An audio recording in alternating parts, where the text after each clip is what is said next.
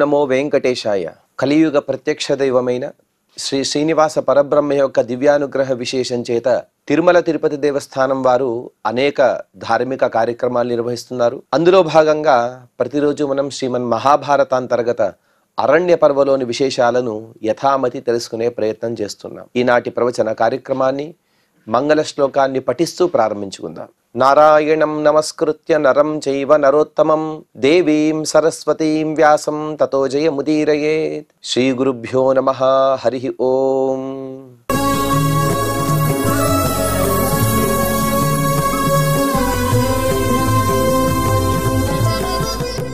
రామోపాఖ్యాన పర్వ అనే అనుపర్వలో మార్కండేయ మహర్షి గారు సీతాదేవిని అపహరించిన తర్వాత లంకాపట్టణంలో జరిగేటువంటి వృత్తాంతాన్ని తెలుపుతూ ఉన్నారు. అందులోనూ కూడా అవింధ్యుడు అనే ఒక రాక్షసోత్తముడు, అతడు చాలా ధర్మ ప్రవృత్తి కలిగినవాడు. అతనిచే పంపబడినటువంటి త్రిజట తను సీతాదేవికి సాంత్వన వచనాలు చెబుతూ ఈ విధంగా త్వరలోనే రావణుడు కుంభకర్ణుడు నశిస్తారు, రామచంద్ర ప్రభువుకి గొప్ప వృద్ధి కలుగుతుంది, అలాగే విభీషణుడు కూడా సమస్త ఈ లంకాపట్టణాన్ని తను పాలించబోతూ ఉన్నాడు అని చెప్పిన తర్వాత రామ సహిత లక్ష్మణులకు శుభ శకునాలు రాబోతున్నాయి అని ఆవిడ చెప్పి రుదతి రుధిరాద్రాంగి వ్యాఘ్రేణ పరిరక్షిత అసకృత్వం మయా దృష్ట గచ్చంతి దిశముత్తరాం.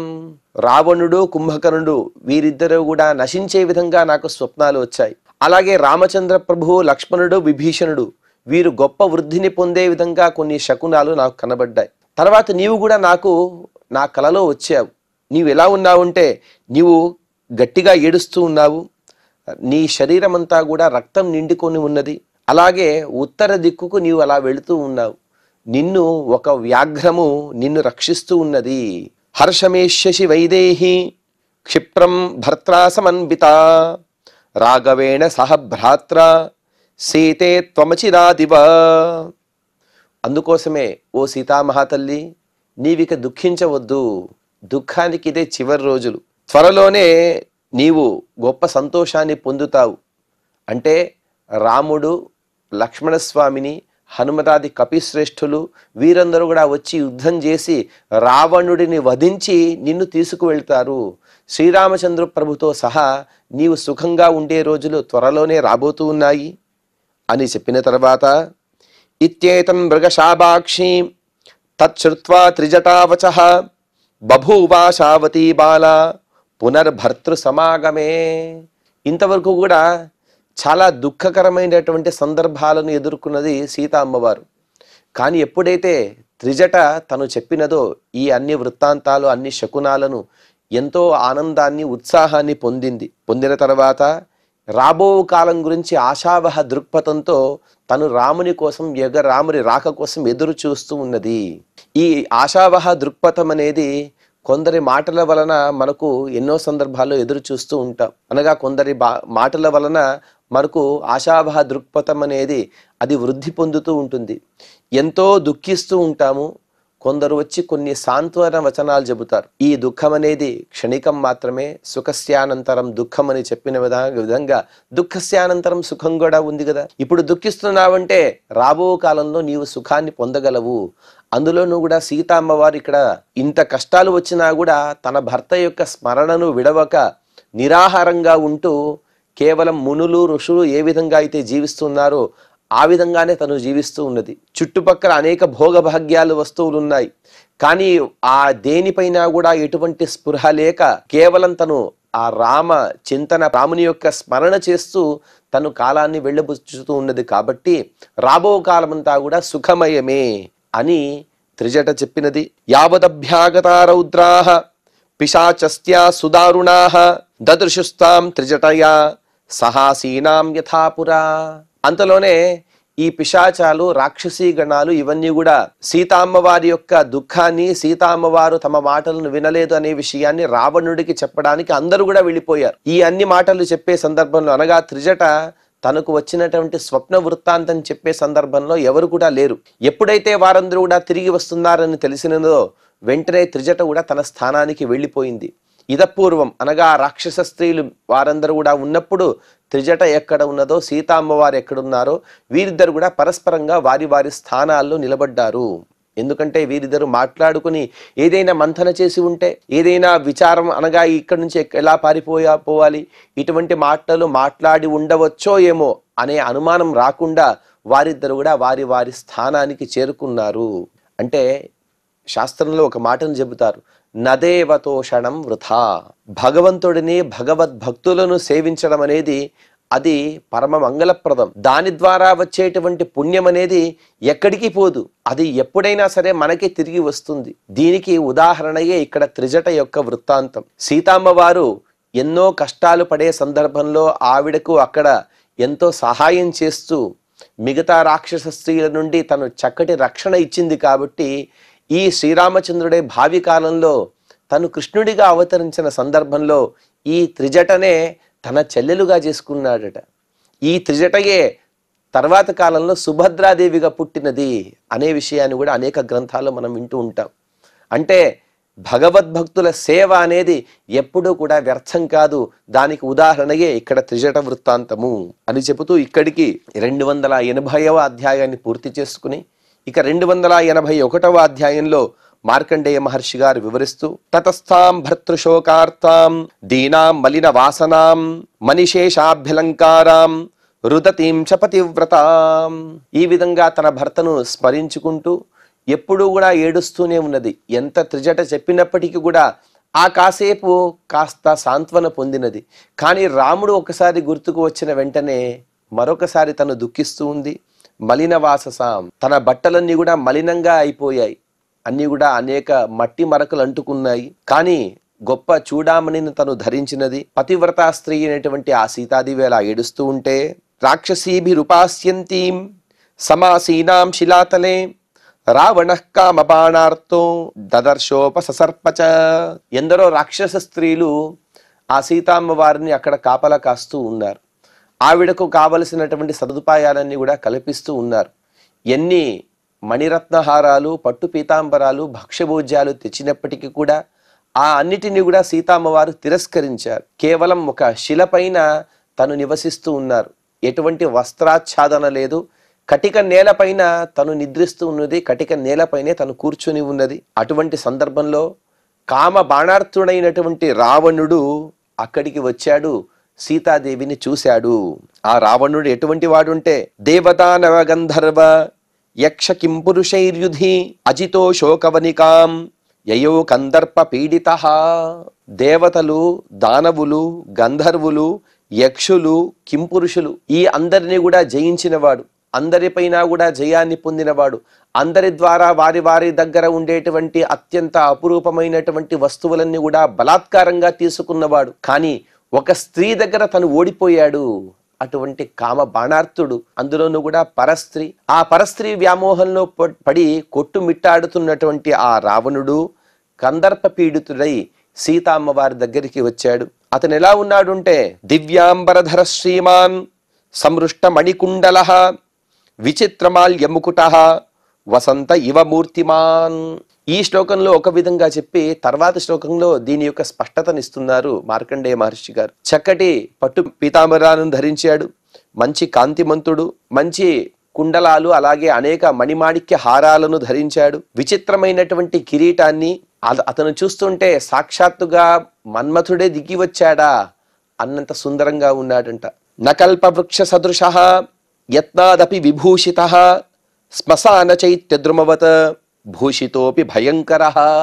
ఇంతటి అలంకరణ పొందినప్పటికీ కూడా సాక్షాత్తుగా మన్మథుడిలాగా కనబడుతున్నప్పటికీ కూడా ఎలా ఉన్నాడు అంటే కల్పవృక్షంలాగా అయితే లేడు. ఇక్కడ వృక్షాల యొక్క సామ్యాన్ని రావణుడికి ఇస్తున్నారు మార్కండేయ మహర్షి గారు. 2 వృక్షాలు ఉన్నాయి. ఒకటి కల్పవృక్షము, ఇంకొకటి శ్మశాన భూమిలో ఉండేటువంటి చైత్య వృక్షం. కల్పవృక్షం అంటే అది చాలా సుందరంగా ఉంటుంది. ఎప్పుడు కూడా చక్కటి ఫలాలు, చక్కటి పుష్పాలు అందులో విరగబూసి ఉంటాయి. ఎవరు ఏ కోరికను కోరితే అన్ని కోరికలను కూడా ఇచ్చేటువంటి గొప్ప వృక్షము కల్పవృక్షం. ఎప్పుడు కూడా పచ్చగా ఉంటుంది. కానీ శ్మశాన భూమిలో ఉండేటువంటి చైత్య వృక్షం అనేది మరొక వృక్షం. ఆ వృక్షం కూడా చాలా పెద్దగానే ఉంటుంది. కానీ దానిలో ఆకులైతే ఉండవు. ఆ వృక్షం మొత్తం కూడా ఎప్పుడు కూడా ఎండే ఉంటుంది. ఆ శ్మశానానికి వచ్చినటువంటి శవాలు, వాటిపైన ఉండేటువంటి మాలలు, వాటిపైన ఉండేటువంటి వస్త్రాలు అన్నిటినీ కూడా ఈ వృక్షం పైన పడవేస్తూ ఉంటారు. దాన్నే చైత్య వృక్షము. చాలా భయంకరంగా ఉంటుంది. అంటే ఈ రావణుడు ఎంతటి అలంకరణ పొందినప్పటికీ కూడా చక్కటి మణిమాణిక్యాలు, వాటిచే ఖచ్చితమైనటువంటి అనేక ఆభరణాలు ధరించి, అనేక పుష్పాలను ధరించినప్పటికీ కూడా చైత్య వృక్షంలానే ఉన్నాడు, కానీ కల్పవృక్షంలా లేడు. అంటే ఎండుటాకులతో కూడినటువంటి వృక్షంలా ఎండిపోయి ఉన్నాడు అటువంటి రాక్షసుడు. సతస్యాస్తనుమధ్యాయాః సమీపే రజనీచరః దదృశే రోహిణీమేత్య శనైశ్చర ఇవగ్రహః. అతను వచ్చి సీతామ్మవారి దగ్గరికి వచ్చాడు. ఎలా ఉన్నది అంటే చంద్రుడు రోహిణి దగ్గరికి వెళ్ళినట్టు లేదు, కానీ రోహిణి దగ్గరికి పాపగ్రహం వెళ్ళినట్టుగా ఉన్నది. ఇక్కడ పేరుకు మాత్రమే శనైశ్చర గ్రహం అని చెప్పారు, కానీ శనైశ్చరుడు అంటే పరమ మంగళకరుడు. అతని గురించి ఒక శ్లోకం కూడా చెబుతారు. శనే దినమనే సూనో అనేక గుణసన్మణే అరిష్టం హరమేభీష్టం కురుమాకురు సంకటం అని అంటారు. ఆ దినమణి అనగా సూర్యుని కుమారుడు, అనేక సద్గుణములు కలిగినటువంటి ఓ శనైశ్చర, నన్ను ఎప్పుడు కూడా ధర్మ మార్గంలో నడపవయ్యా అని మనం అతని స్తోత్రం చేస్తూ ఉంటాం. ఇక్కడ శనిగ్రహము అనే పేరుకి అర్థం ఏమిటంటే దుష్టగ్రహము అని అర్థము. రోహిణీ నక్షత్రాన్ని దగ్గరగా దుష్టగ్రహం ఎలా వస్తే ఎలాగైతే ఉంటుందో ఆ విధంగా రోహిణీ నక్షత్రం వలె కాంతి కలిగినటువంటి సీతామ్మవారి దగ్గరికి దుష్టగ్రహంలాగా ఈ రావణుడు కూడా దాపురించాడు. సతామామంత్రి శుశ్రోణీం పుష్పకేతు శరాహతః ఇదమిత్యబ్రవీత్ వాక్యం త్రస్తాం రోహిమివాబలాం. కామపీడితునైనటువంటి ఆ రావణుడు ఆ సీతామ్మవారి దగ్గరికి వెళ్ళాడు. అతన్ని చూస్తేనే జలధనింపుగా ఉన్నది ఆ సీతామ్మవారికి. అందుకోసం లేడిపిల్ల ఏ విధంగా అయితే వణుకుతూ ఉంటుందో ఆ విధంగా వాని యొక్క గొప్ప ఆకారం, అలాగే అతని విచిత్రమైనటువంటి అలంకరణలు, అతని యొక్క క్రూర ప్రవృత్తి ఇదంతా కూడా సాక్షాత్తుగా చూసింది కాబట్టి ఆవిడ భయంతో వణికిపోతూ ఉన్నది. అటువంటి రావణుడు ఈ విధంగా మాట్లాడుతూ ఉన్నాడు. రావణౌవాచ సీతే పర్యాప్తమేతావత కృతో భర్తృరనుగ్రహః ప్రసాదం కురు తన్వంగి క్రియతాం పరికర్మతే. ఓ సీత, నీ భర్త పట్ల నీకున్నటువంటి అనురాగం అనేది ఇక చాలు. నీ భర్త ఇక్కడికి రాడు. ఇప్పటికి నీవు చాలా ఎక్కువ చేశావు, ఇక చాలు. ఇక పైన నన్ను అనుగ్రహించు. ఇంతవరకు నీ భర్త దగ్గర ఎంత సుప్రసన్నతో ఉన్నావో ఆ విధంగానే నాపైన కూడా నీ ప్రేమానురాగాలు కురిపించు. ఆ విధంగా చేస్తే క్రియతాం పరికర్మతే. నీ శరీరం అంతా కూడా మలినంగా ఉన్నది. ఎంతో కాలం నుండి ఏవో కొన్ని వస్త్రాలు మాత్రమే కట్టుకుంటూ ఉన్నావు, నారచీలను మాత్రమే ధరించావు, ఎటువంటి ఆభరణాలు కూడా నీ శరీరం పైన లేవు. అందుకోసమే క్రియతాం పరికర్మతే. నీ శరీరానికి చక్కటి లేపనాలు, చక్కటి ఆభరణాలు, చక్కటి వస్త్రాలు ధరించు. ఈ భోగభాగ్యాలన్నీ కూడా నీకోసమే. భజస్పమాం వరారోహే మహార్హాభరణాంబర భవమే సర్వనారీణాం ఉత్తమా వరవర్ణిని.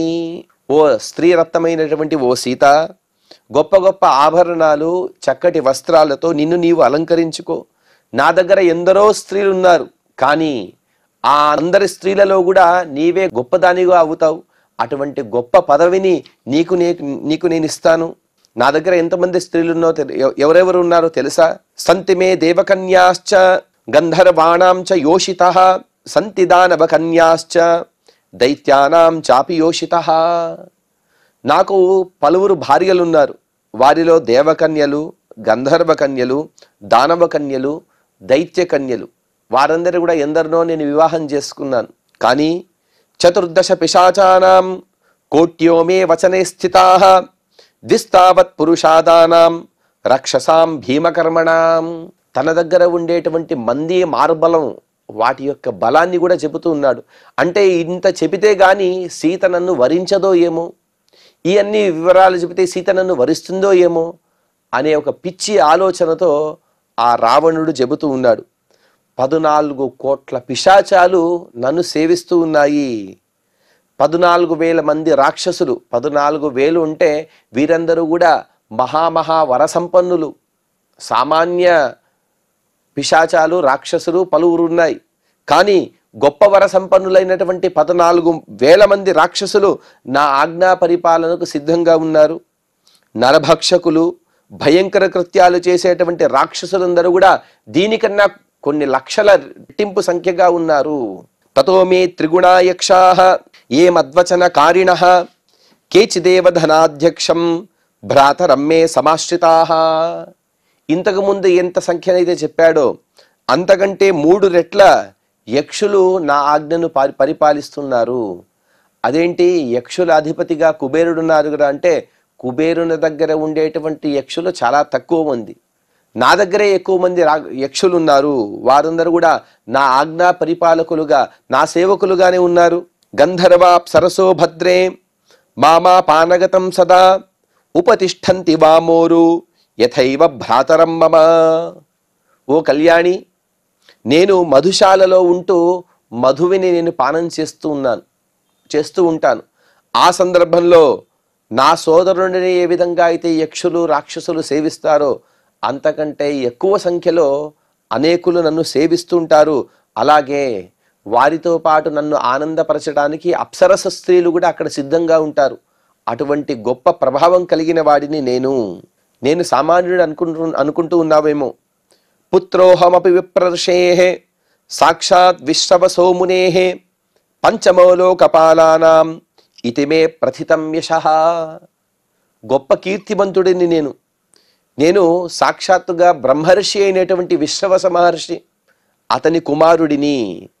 లోకపాలకులుగా ఇంద్రుడు, యముడు, వరుణుడు, సోముడు వీరు ప్రసిద్ధులు. కానీ వీరికన్నా ఎక్కువ ప్రఖ్యాతి పొంది 5వ లోకపాలకుడిగా నేను ఉన్నాను. ఎప్పుడు కూడా చివరిగా ఎవరైతే చెబుతారో వారిని చాలా ప్రభావం కలిగిన వారిగా మనం వింటూ ఉంటాం. వారికి ఎక్కువ కీర్తి మన్నలు ఉంటాయి, వారికి ఎక్కువ సత్కారాలు కూడా పొంది ఉంటారు. ఆ విధంగా లోకపాలకులుగా ఈ 4 ఉన్నప్పటికీ కూడా వారికన్నా ఎక్కువ శక్తి సంపదలన్నీ కూడా నా దగ్గరే ఉన్నాయి. దివ్యాని భక్ష భోజ్యాని పానాని వివిధాని చ యథైవ త్రిదశేషస్య తథైవ మమ భామిని. ఓ భామిని, దేవరాజు అయినటువంటి ఇంద్రుని దగ్గర ఎన్ని దివ్య భక్ష భోజ్య పదార్థాలున్నాయో, ఎన్ని రకాలైనటువంటి పానీయాలున్నాయో దానికన్నా ఎక్కువ భోగభాగ్యాలు, భక్ష్యభోజ్యాలు, పానీయాలు నా దగ్గర సిద్ధంగా ఉన్నాయి. అంటే స్వర్గలోకంలో కూడా అలభ్యమైనటువంటి పానీయాలు, భక్ష్యభోజ్యాలు నా దగ్గర లభిస్తూ ఉన్నాయి.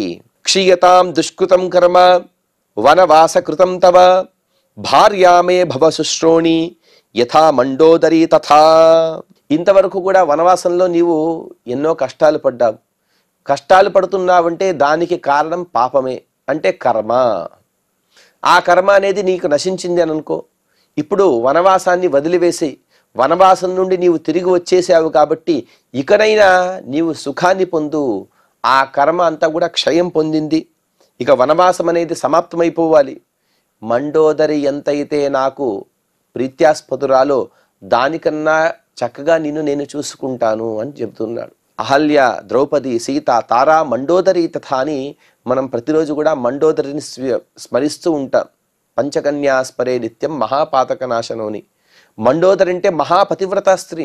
అటువంటి పతివ్రత స్త్రీయే తన భార్యగా ఉన్నప్పటికీ కూడా తృప్తి లేని ఈ రావణుడు మరొకసారి మండోదరిని అవమానిస్తూ ఉన్నాడు. తనకు దక్కినట్టు తననే శరణు, తనే భర్తయే పరదైవం అని అనుకునేటువంటి ఆ మహాసాధ్వీమణి అనేటువంటి మండోదరిని కూడా తిరస్కారపూర్వకంగా తను ఇక్కడ మాట్లాడుతున్నాడు. అనగా నీవు వచ్చేస్తే చాలు, మండోదరి కూడా నాకు అవసరం లేదు అనే మాటలు చెబుతూ ఉన్నాడు. ఈ విధంగా చెప్పిన తర్వాత ఇత్యుక్తా తేన వైదేహి పరివృత్య శుభానన తృణమంతరత కృత్వా తమువాచ నిశాచరం. ఈ విధంగా వాడు పలకరాని మాటలు, వినరాని మాటలు అన్నీ కూడా చెప్పాడు. చెప్పిన తర్వాత వాడు మాట్లాడే సందర్భంలో వాడి వైపు చూడటం లేదు సీతా అమ్మవారు. కానీ ఎప్పుడైతే వాడు మాటలన్నీ కూడా ఆగిపోయాయో, వాడు మాట్లాడిన తర్వాత ఒక తృణం అనగా పచ్చిగడ్డ నుండి ఒక ఆ గడ్డి మొక్కను పీకి దాని మధ్యలో పెట్టుకుని తను మాట్లాడుతున్నది. ఎందుకంటే పరపురుషుడితో మాట్లాడడం అనేది పతివ్రతా స్త్రీలు చేయకూడదు. పరపురుషులతో మాట్లాడరు. కానీ ఎప్పుడైనా మాట్లాడవలసిన సందర్భం వస్తే మరొకరి యొక్క సన్నిధానంలోనే మాట్లాడాలి. ఇక్కడ ఆ గడ్డిపోచగే తమ మధ్యగా ఒక సంధానకర్తగా ఉన్నాడు అనే భావనతో ఆవిడ మాట్లాడుతూ ఉన్నారు. అలాగే ఇంకొక భావన ఏమిటంటే, ఈ గడ్డిపోచను కూడా నీవు ఏమీ పీకలేవు, ఆ రాముని యొక్క అండదండలు అనేవి నాకు ఉన్నాయి అని ఆవిడ ఆ భావనను చూపిస్తూ ఆ గడ్డిపోచను తన మధ్యలో పెట్టుకుంటూ మాట్లాడుతుంది. అశివే నాతివామోరు రజస్రం నేత్రబారిణ స్తనావా పతితో బాల సంహతావభివర్షతి ఉవాచ వాక్యం తం క్షుద్రం వైదేహి పతిదేవత. ఆవిడ మాట్లాడే సందర్భంలో కళ్ళ నుండి నీళ్ళన్నీ కూడా కారుతూనే ఉన్నాయి. ఎంతగా కారుతున్నాయంటే ఆవిడ యొక్క శరీరం మొత్తం కూడా తడిసిపోయింది. అంతగా ఆవిడ దుఃఖిస్తూ, అనగా వినరాని మాటలు ఈ రావణుని మాటలన్నీ కూడా. రాముడిని మర్చిపోవని చెప్పిన వెంటనే ఆవిడికి ఇక దుఃఖం ఆగలేదు. ఆ విధంగా కళ్ళ నుండి నీటిని కారుస్తూ, వీడు క్షుద్రుడు, ఈ గడ్డిపోచ ఎంతైతే క్షుద్రమైందో అటువంటి క్షుద్రమైనటువంటి జీవి అనే భావనతో ఆ గడ్డిపోచను చూస్తూ రావణుని చూడకుండా తను మాట్లాడుతూ ఉన్నది. అసకృద్వదతో వాక్యం ఈదృశం రాక్షసేశ్వర విషాదయుక్తమే తత్తే మయా శృతమభాగ్యయా తద్భద్రసుఖ భద్రం తే మానసం వినివర్త్యత. అంత ఘోరమైన మాటలు పలికినప్పటికీ కూడా రావణుడికి హితకరమైనటువంటి మాటలనే చెబుతోంది ఆవిడ. ఓ రాక్షసేశ్వర, ఇటువంటి దుఃఖదాయకమైనటువంటి మాటలు నీకు ఆపు. అనేక పర్యాయాలు నా దగ్గర మాట్లాడావు, కానీ నా దురదృష్టం కొద్దీ వాటిని నేను వింటూనే ఉన్నాను, కానీ దానికి ప్రతిగా నేనేమి కూడా చేయలేకపోతున్నాను. ఓ భవ్య సుఖాలను అనుభవించే ఓ దుష్ట రావణ, నీకు మేలు కలుగుగాక. ఇకపైన ఇటువంటి మాటలు మాట్లాడవద్దు. అంటే నా మాటలు వింటే నీవు సుఖంగా ఉంటావు, నా మాటలు వినకపోతే నీవు త్వరలోనే నశించిపోతావు, నీకు హాని తప్పదు అనే సూచనప్రాయంగా సీతమ్మ వారు మాట్లాడుతున్నారు. పరదారా స్పెలభ్యాచ సతతం చ పతివ్రత నచైవోపైకి భార్య మానుషి కృపణాతవా. ఓ రావణ, నేను పరస్త్రీని, నీవెంత ప్రయత్నం చేసినా కూడా నీకు లభ్యం కాను నేను. అంతేకాదు, నేను మహాపతివ్రత స్త్రీని, నా పతియే పరదైవం, నా పతి తప్ప పరపురుషుని నేను మనస్సులో కూడా తలుచుకోను, కాబట్టి నా మనస్సు ఎప్పుడు కూడా నీ వైపు మళ్ళదు. నేను మానవ కాంతను, నీవు రాక్షసుడివి, మన ఇద్దరికి ఎలాగే సఖ్యత కుదురుతుంది? ఇది సరి అయింది కాదు కదా. వివశాం దర్శయిత్వాచ కాం త్వం ప్రీతిమవాప్స్యసి ప్రజాపతి సమో విప్రో బ్రహ్మయోని పితాతవ. వివశగా ఉండేటువంటి నన్ను బలవంతంగా అవమానించడం వలన నీకు ఎటువంటి ఆనందం కలుగుతుందయ్యా? ఆనందం అనేదే లేదు, నశించిపోతావు నీవు. అలాగే నీ తండ్రిగా ఉండేటువంటి వారు విశ్రవస మహర్షి గారు, అతను గొప్ప బ్రాహ్మణుడు, బ్రహ్మ నుండి ఉత్పత్తమైనటువంటి బ్రహ్మ సమానుడు అతను. ఆత్మావై పుత్రనామాసి అని చెప్పిన విధంగా సాక్షాత్తుగా ప్రజాపతి గారి కుమారుడు. అటువంటి కుమారుడిగా ఉంటూ ఇవేం పాడుపనలయ్యా నీవి? నచ పాలయసే ధర్మం లోకపాల సమకథం భ్రాతరం రాజరాజానం మహేశ్వర సఖం ప్రభుం ధనేశ్వరం వ్యపదిశన్ కథం త్విహన లజ్జసే. నేను లోకపాలకులకు సమానుడి అని చెప్పుకుంటున్నావు. లోకపాలకులు అంటే ఏమిటో తెలుసా? లోకాన్ని పాలించేవారు, అలాగే లోకంలో ఉండేటువంటి ప్రజలకు ధర్మాన్ని ఉపదేశించేవారు, అలాగే ధర్మబద్ధమైనటువంటి జీవితాన్ని గడిపేవారు వారందరూ కూడా. అటువంటి గొప్ప పదవిలో ఉండే వారికి సమానమని చెప్పుకుంటూ నీవే ధర్మాన్ని పాలించటం లేదు, పరస్త్రీని అపహరించావు కదా. అలాగే నీ అన్నగారు జ్యేష్ఠభ్రాత పితృసమహ అని అంటారు. తనకన్నా పెద్దగా ఉండేటువంటి అన్నగారంటే తండ్రితో సమానం. అటువంటి నీ అన్నగారైన కుబేరుడు, ఆ కుబేరుడు సామాన్యుడా? మహేశ్వర సఖుడు, పరమేశ్వరుని స్నేహితుడతను. అతన్ని సేవించకుండా అతనికి విరుద్ధంగా నీవు ఉంటున్నావు కదా, నీకు సిగ్గుగా లేదా అని సీతామ్మవారు ఆ రావణుడిని దూషిస్తూ ఉన్నారు, గడ్డిపోచను చూస్తూ రావణి వంక చూడకుండా. ఈ విధంగా ఆవిడ చెప్పేటువంటి ఇంకొన్ని మాటలను, తర్వాత జరిగిన వృత్తాంతాన్ని కూడా మనం తదుపరి ప్రవచనంలో తెలుసుకునే ప్రయత్నం చేద్దాం. ఈనాటి ప్రవచన కార్యక్రమాన్ని శ్రీ శ్రీనివాసుని యొక్క పాద పద్మములందు సమర్పణ చేస్తూ క్షమాప్రార్థన మరియు మంగళ పద్యాన్ని పలుకుదాం. యదక్షర పదభ్రష్టం మాత్రాహీనం చ యద్భవేత్ తత్సర్వం క్షమ్యతాం దేవ నారాయణ నమోస్తుతే. శ్రియః కాంతాయ కళ్యాణ నిధయే నిధయేర్థినాం శ్రీ వెంకట నివాసాయ శ్రీనివాసాయ మంగళం.